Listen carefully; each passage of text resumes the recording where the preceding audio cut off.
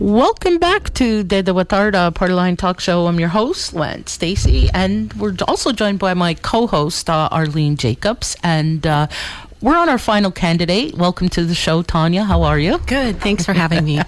I guess we may as well get it kicked off and maybe tell us a little bit about yourself. Okay, my name is Tonia Williams, and this is my second time running. I was nominated in the last by-election, but I decided to withdraw because I wanted to finish some really important work in public safety. And ironically, we just finished that about 2 weeks ago, so I feel like I'm in a really good position, ironically, to move on within my unit and move forward. Why are you running for this position in the by-election? Well, that's a very good question. I think that for me, in my speeches, I really had to ask myself this important question. And really what it was about community and how I view community. And I left the community when I was younger, when I was 7, and I moved away to BC for when I was about 20 years. And I emphasize this in my speech. Before I moved away, I had about 8 years here, and I have nothing but beautiful memories of my community, my family, and I took that with me when I went to BC. And so as I got older, when I was about 17, 18, I decided to commit my education and my future to coming back to my community and really dedicating everything I have to really help us grow. So that really, it's about community and what it means to me, and dedicating the last 19 years of my life in the community, working on various volunteer projects and boards and appointed positions and whatnot. I really feel that I've done a good job, and I'm ready for the next level to really push my skills and offer my ability to the next level within the community. In your opinion, what are the main issues that our community is currently facing? I think that one of the main issues, and I had a lot of time to think about this, and there's a few competing issues. And I think that when we're talking about economy is one of the biggest issues. We have 18% of our community on social assistance right now, and when I heard that number a couple weeks ago, I always knew it was high. It's always been high. But equally to that, I know we need enough jobs in the community to get the people off social assistance. And if we don't have enough jobs, we're spinning our wheels and we're really going nowhere. And when we talk about economy, I really believe this. Doing parole service for a year in the community opened my eyes, taught me so much. It was actually one of the best jobs I've ever had in my life. I understood a lot about community problems within that issue. And that was really about people wanting to do better, but really can't because we don't have enough jobs in our community. So that's important equally. But this second issue too, in the last 9 months, I've been involved in something called residential healing ministry within the Catholic Church. And there was a group of community members like myself who have gotten together with the Father and really strategized since last May on how to deal with healing. And working with Susie Goodleaf myself and working through my own journey with my father in the last 9 months, it's really taught me so much about what the impact of residential and day school survivors have had to who we are, our self-esteem and our overall betterment. So I think that we got to focus on healing as well, one of the other issues. And so those, when we're looking at housing, I mean, we have a multitude of issues, but I only got a few minutes. But those are the most important issues for me is economy and about healing and about getting us emotionally and spiritually on the right track. So let me just ask, what do you think could be done with some of those? You pick one and just elaborate a little bit. Well, for sure, about economy, I've given this a lot of thought as well. When we're looking at job creation and looking over my notes in the last little while about how we can grow our economy. Working with Collective Impact for the last about a year and a half, I want to say, we sat around, we strategized about really what could be realistic options that we could really put together to look at job creation, look at industry, and look at business. And one of the things that I had been subjected to growing up in BC for a little bit is what they've done to their lands, and what they've done to their lands, which runs through a major highway, has put businesses along these highways and actually done a mandatory hiring for their community. So that really helped and impacted their their economy and their social issues. So that's one of the issues that I would like to look at, is what we're doing with Highway 30 lands and how we're going to develop that in terms of a business opportunities strictly for our community for that. And for the residential issue with healing, I thought we were going to be finished actually when we did it in September 30th, but we pulled each other back in and we kept strategizing about what we're going to do every month. And I thought, wow, this is really growing. And one of the things that we want to do is make the initiative bigger. What we had on the September 29th, we had a talking circle at the Family Wellness Center as well as a luncheon, and we did a lot of promotion and a lot of myself, telling my story in mass, which was frightening, painful, but after I finished it, it was like the most amazing thing. So encouraging other people to come out and talk about their pain and having more activities. And we had a few activities planned, but we really, really want to make that bigger and have more people attend. And when they did attend, I think there was about 25 people, which was a remarkable number for a first-time event. So we like to just, triple that, quadruple that, and really keep reaching out to everybody about healing. So that's one of the, Tonia, you spoke about some of your goals, the economy and, job creation. And how would you achieve this if you were a successful candidate? Well, one of the things I advocated in my first running in the first election and talking about the cannabis and the VLT issue and the agreements, one of the things I was extremely passionate about is when we do agreements with external or internal businesses for that matter, we need our mandatory agreements, our agreements to have mandatory job creation for our community in there.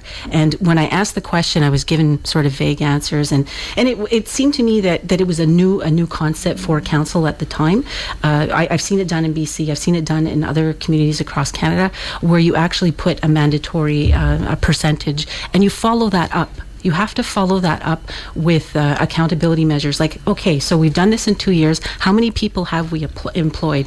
And if we're running into difficulty employing people, what are those problems? And really, how can we solve them? And is that through training? Is that through grassroots involvement about how to get self-esteem? People, there's all sorts of issues about how we have to look at, the numbers of unemployment and why people are not working. And that's one of the key issues. So do you think council should be involved in job creation besides the political issues that are facing our community today? Well, right now, as I understand it, council has a lot of responsibilities in terms of business creation. So what they want to do is create the businesses. We do have David Zakta, who is involved with training, and they have a partnership with MCK in terms of how to do that.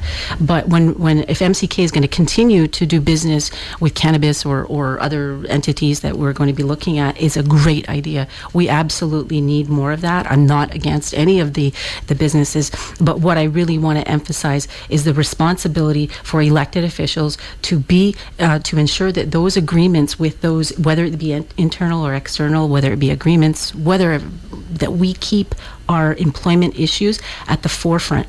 And that means having mandatory clauses in agreements that would actually employ individuals. And that's really what I want to focus on. I want to be a part of that to make sure that that's occurring. And if it's not, again, what can we do to make that happen?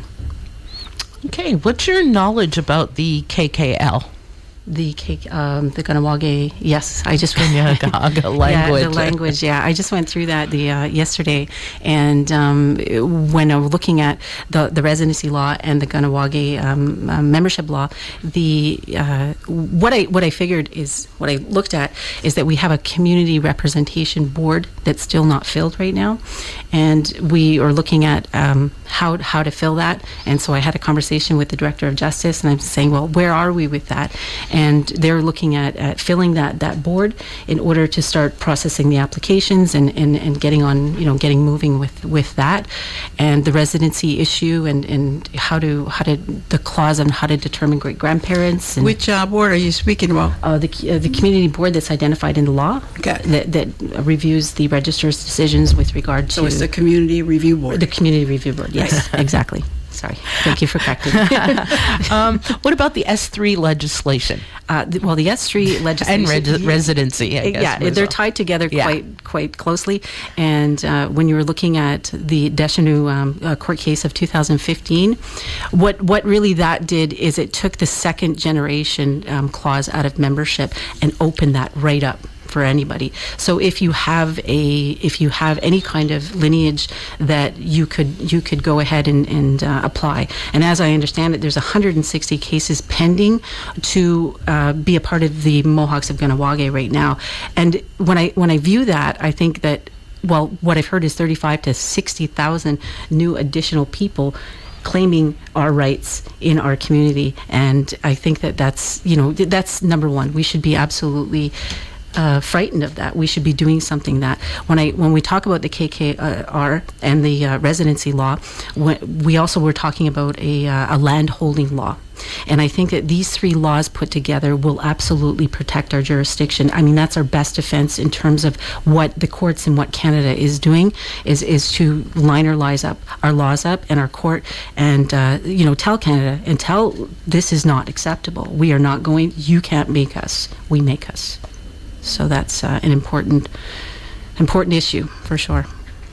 Okay, Tonia, excuse me, what do you think about our community becoming involved in the cannabis industry? Again, all of my positions were very vocal on this. I wrote a paper when I reviewed the law, and the cannabis issue. I'm not against the cannabis issue at all. I think it's a business. I think if it's controlled appropriately with accountability and measures that are built in there, when we're talking about transparency, how much money are we making? Where is that going? Who is that employing? Those were one of my biggest questions that I had. And some changes to the law had happened, but I think that those were definitely my biggest concerns is about accountability. How much are we making and where is it going? And we still have, yet to wrap our minds around that. But the industry itself, I see the effects of how we're generating money, how we're making positions in this community, and that's just a fraction of what we can do. So generating money is very important. It's just how we control it and how we sort of organize ourselves around the industry. The relationship between the MCK and the Longhouses is strained. Do you think it's important for the two to work together? Absolutely. Going through my notes and having conversations about this issue about 13 months ago, I had interviewed, key people in the community who, I'm running for council, and of course it's an issue. It's a political clashing, but I really want the information. And so I sat with, two people for hours, and I really kind of asked what are the issues and what can we do? And I was able to speak with Kevin Deere, and he was actually able to speak at one of the community meetings, and he was educating me on what the importance of this was.